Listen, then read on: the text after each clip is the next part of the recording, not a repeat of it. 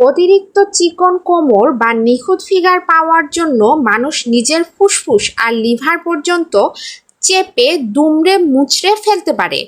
এমন ভয়ঙ্কর ফ্যাশনের কথা কি জানেন? 19 শতকে ইউরোপে আওয়ারগ্লাস ফিগার বা অতিরিক্ত চিকন কোমরের এক পাগলামি শুরু হয়েছিল। এর জন্য নারীরা এক ধরনের শক্ত অন্তর্বাস পরতেন যার নাম করসেট। তিমির হাড় বা লোহা দিয়ে তৈরি এই করসেটের ফিতা পেছন থেকে টেনে এত শক্ত করে বাঁধা হতো যাতে কোমর একদম সরু দেখায়। কিন্তু এই কৃত্রিম সৌন্দর্যের মূল্য ছিল চড়া। অতিরিক্ত চাপের কারণে নারীরা ঠিকমতো শ্বাস নিতে পারতেন না এবং সামান্য হাঁটা চলাতে অজ্ঞান হয়ে যেতেন।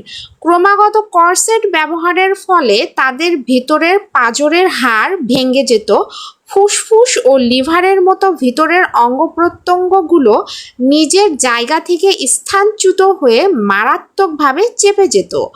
আজ একবিংশ শতাব্দীতে দাঁড়িয়ে আমরা জানি জোর করে নিজের শরীরকে কোনো নির্দিষ্ট ছাঁচে ফেলা সৌন্দর্য নয়।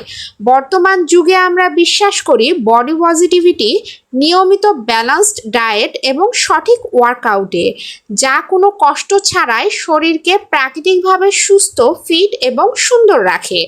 চিকন কোমর পাওয়ার এই শ্বাসরুদ্ধকর ইতিহাস আপনার কেমন লাগলো? 10 দিনের এই সিরিজের বাকি এপিসোডগুলো মিস করতে না চাইলে আমাকে এখনই ফলো দিয়ে রাখুন।